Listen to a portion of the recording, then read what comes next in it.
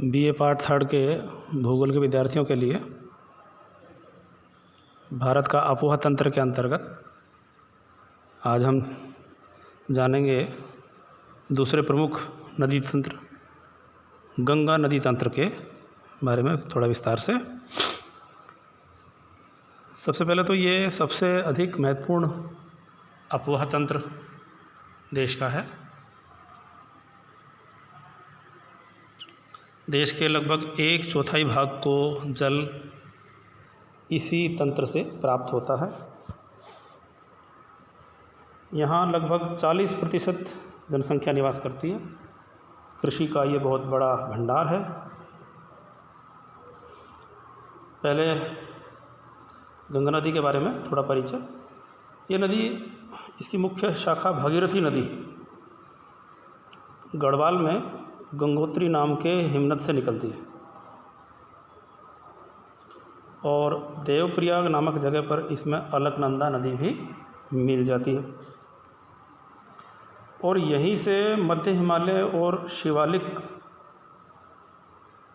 श्रेणी को काटती हुई गंगा नदी के नाम से ऋषिकेश और हरिद्वार पहुंचती है। उत्तरी भारत की ये सबसे महत्वपूर्ण नदी है।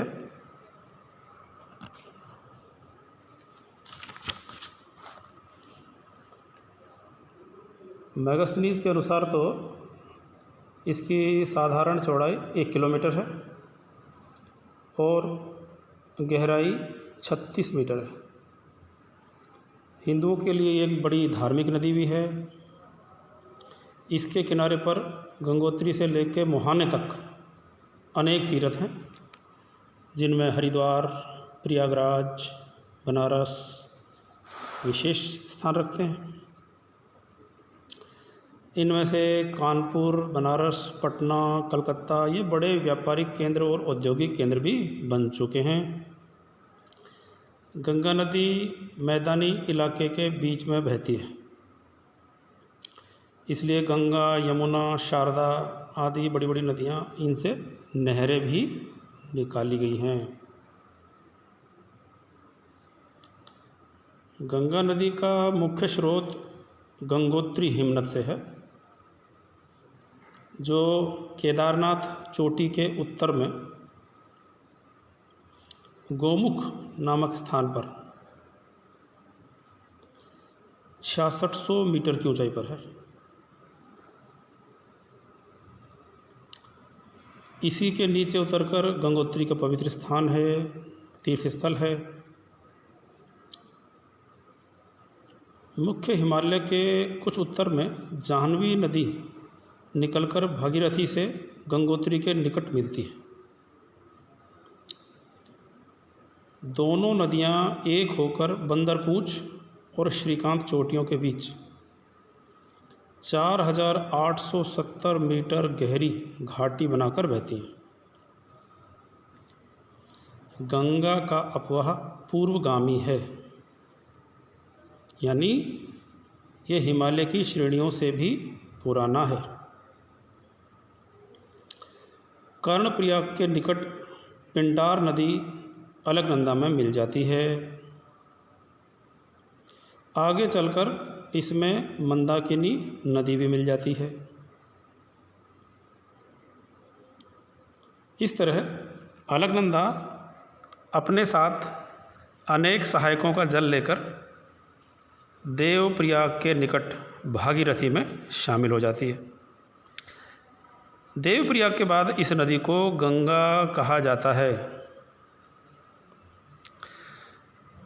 प्रयाग के निकट में यमुना, गाजीपुर के निकट में गोमती, छपरा के निकट में घाघरा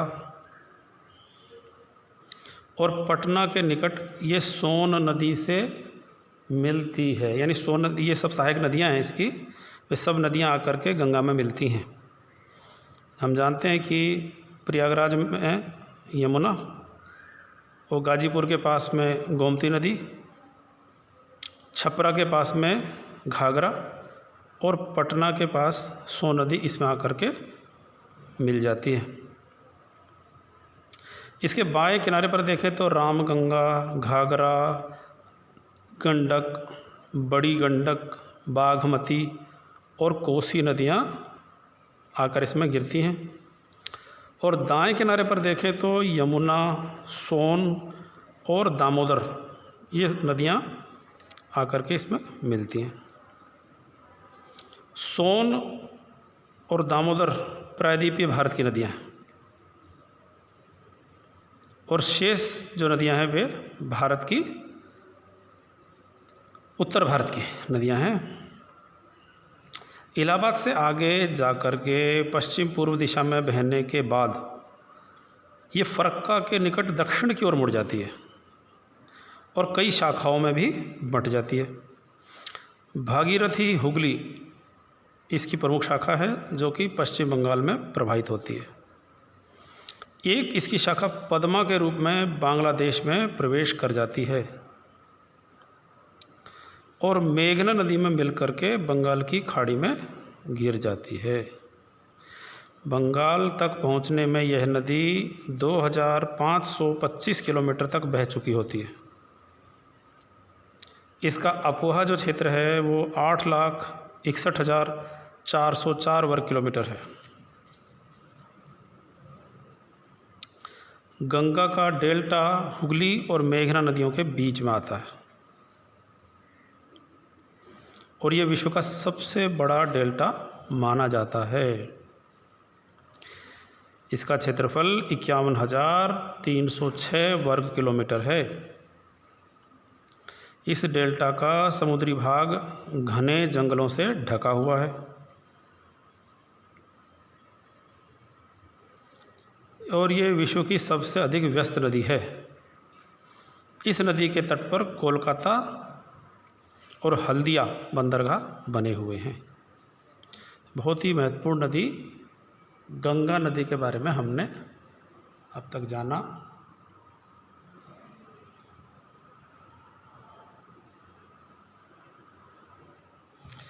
दूसरी नदी है यमुना नदी। इसका उद्गम भी यमुनोत्री हिमनद से होता है। ये गढ़वाल हिमालय में 6,330 मीटर ऊंची बंदरपूंछ चोटी से निकलती है। जगाधरी के निकट ये मैदान में उतर जाती है और गंगा के समानांतर बहती हुई इलाहाबाद के निकट जाके उसमें मिल जाती है, जिसको संगम कहा जाता है।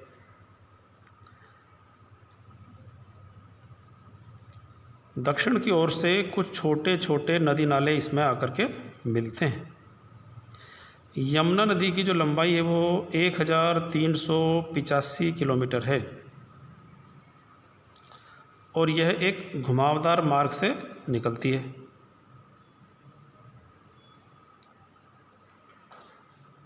विद्वानों का ऐसा विचार है कि दिल्ली के पश्चिम में, अरावली की पहाड़ियों के पश्चिम में ये बहती हुई पहले कभी थार में जाती थी। इसका उपयोग पश्चिमी पूर्वी यमुना और आगरा नहर को जल देने के लिए किया जाता है।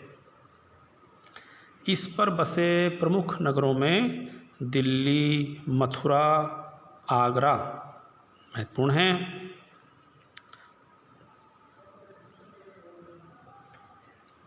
और चंबल, बेतवा, केन ये बड़ी नदियां हैं जो इसकी सहायक नदियां होती हैं।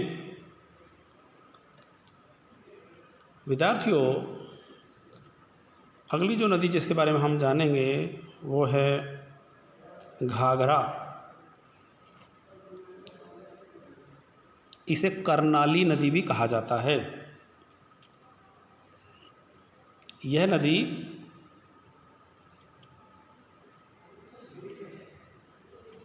पहाड़ी क्षेत्र में तो कर्नाली और मैदान में आने के बाद घाघरा कहलाती है।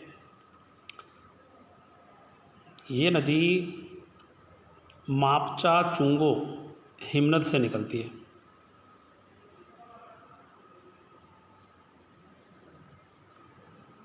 ये नदी दक्षिण पूर्व दिशा में बह करके दक्षिण पश्चिम की ओर हिमालय को पार करती है।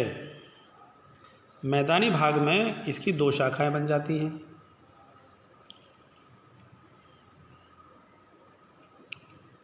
पश्चिम की ओर करनाली और पूर्व की ओर शिखा। आगे ये नदी अवध होती हुई छपरा के निकट गंगा में मिल जाती है। इस नदी ने कई बार अपने मार्ग में परिवर्तन भी किया है।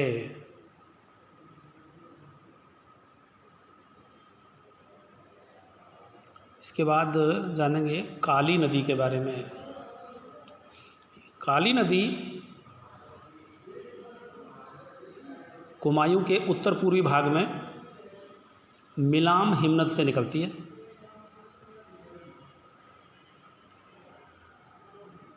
यहाँ इसे गौरी गंगा कहते हैं।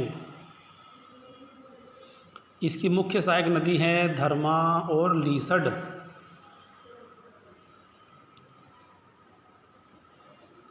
मुख्य नदी में सरयू और पूर्वी रामगंगा नदियाँ पंचमेश्वर के निकट आके इसमें मिल जाती हैं। यहीं से ये नदी सरयू या शारदा के नाम से पहाड़ियों के चक्कर लगाती हुई ब्रह्मदेव के निकट मैदान में प्रवेश करती है। खीरी में इस नदी की 4 शाखाएं हो जाती हैं। अल, शारदा, ढहावर और सुहेली।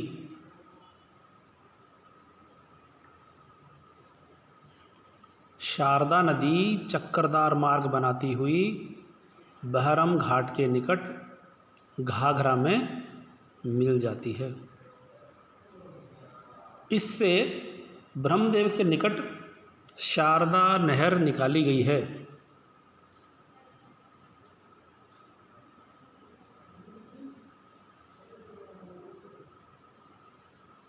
राप्ती नदी, ये नदी नेपाल के पिछले भाग से आती है।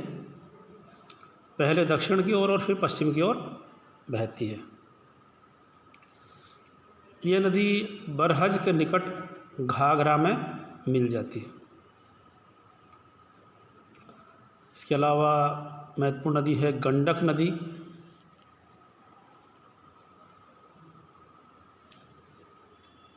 इस नदी को नेपाल में सालीग्रामी और मैदान में नारायणी कहते हैं।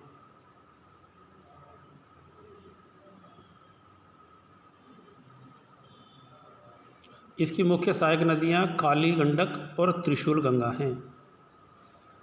पटना के निकट ये नदी गंगा में मिल जाती है। मार्ग परिवर्तन इस नदी में कई बार हुआ है और इससे अपार जनधन की हानि भी हो चुकी है। एक और महत्वपूर्ण नदी के बारे में जान लेते हैं।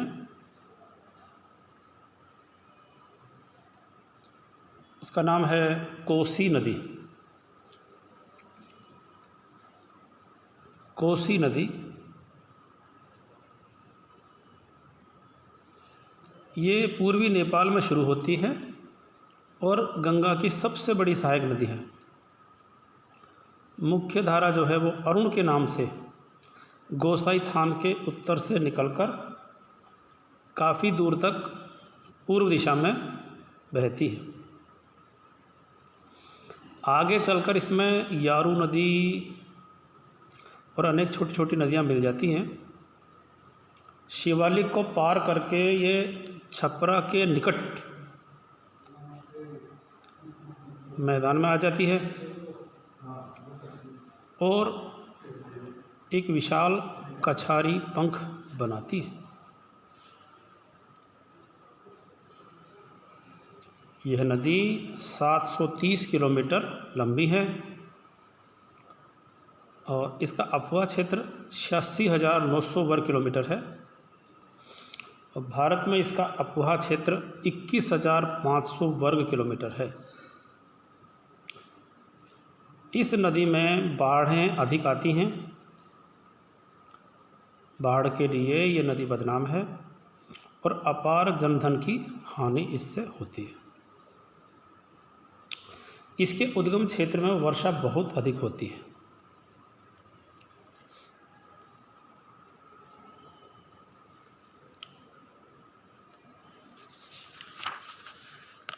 अब पठार से निकलने वाली गंगा के क्रम की नदियों के बारे में जानेंगे। पहली नदी है चंबल नदी। ये विंध्याचल की पहाड़ियों में महो नामक जगह से उद्गम होता है और बूंदी, कोटा, धौलपुर होते हुए इटावा से 40 किलोमीटर पूर्व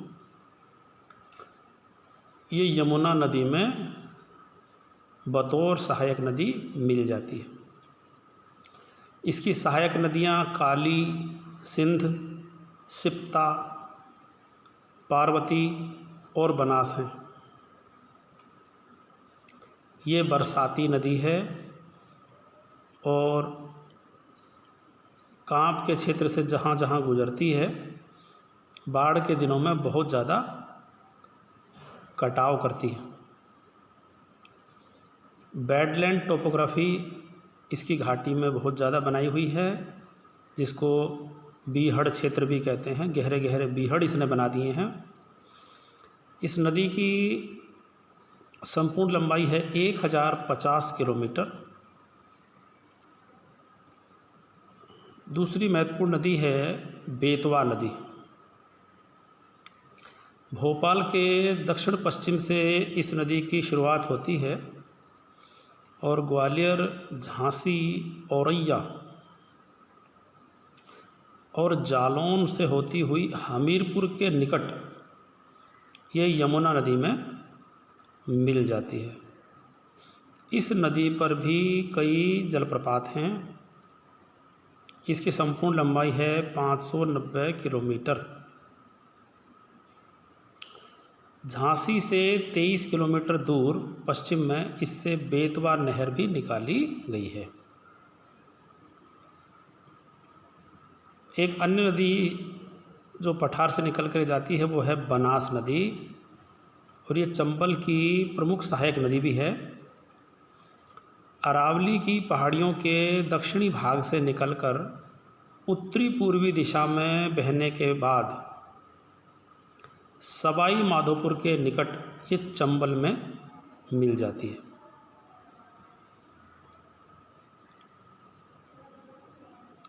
इसके बाद महत्वपूर्ण नदी आती है केन नदी। ये कैमूर के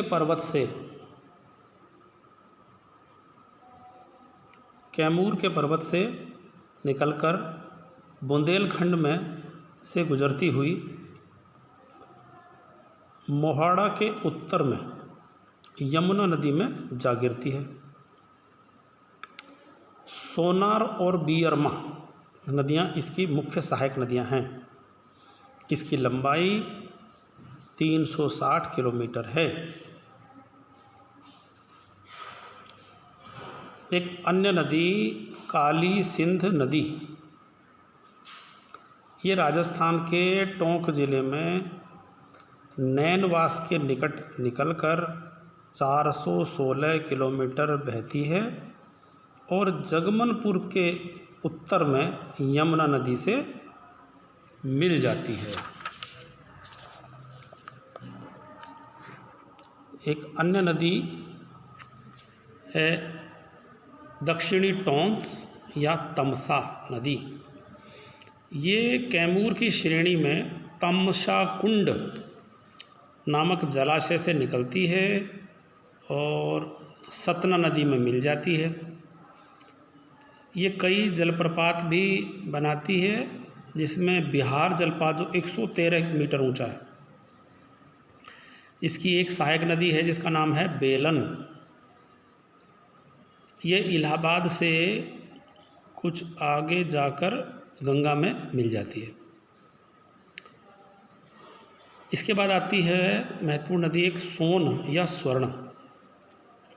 ये नदी अमरकंटक की पहाड़ियों से निकलकर उत्तर पश्चिम की दिशा में बहती है और इसकी अनेक सहायक नदियाँ भी हैं, जिसमें रिहंद, कुनहड़, और वर्षा ऋतु में ये नदी विशाल आकार धारण कर लेती है। लगभग 1000 साल पहले यह नदी गंगा में पटना के नीचे मिलती थी, किंतु अब यह गंगा नदी में दानापुर में 16 किलोमीटर ऊपर की ओर गिरती है। इसकी लंबाई 780 किलोमीटर है। इस क्रम में दामोदर नदी को भी जानना चाहिए। यह नदी छोटा नागपुर पठार से दक्षिण पूर्व में आरंभ होकर के पूर्व दिशा में बहती है। आसनसोल के निकट यह दक्षिण पूर्वी दिशा में मुड़ जाती है। डायमंड हार्बर के निकट फिर यह हुगली नदी में प्रवेश पाती है और इसी के निकट रूपनारायण नदी भी हुगली में जाकर गिरती है। दामोदर के उत्तर में क्रमशः अजय, मोर आदि ये छोटी छोटी नदियां हैं, ये हुगली में मिलती हैं। यह नदी 541 किलोमीटर लंबी है और 22,000 वर्ग किलोमीटर क्षेत्र को सींचती है। इस प्रकार से आज हमने गंगा नदी के तंत्र के बारे में जानकारी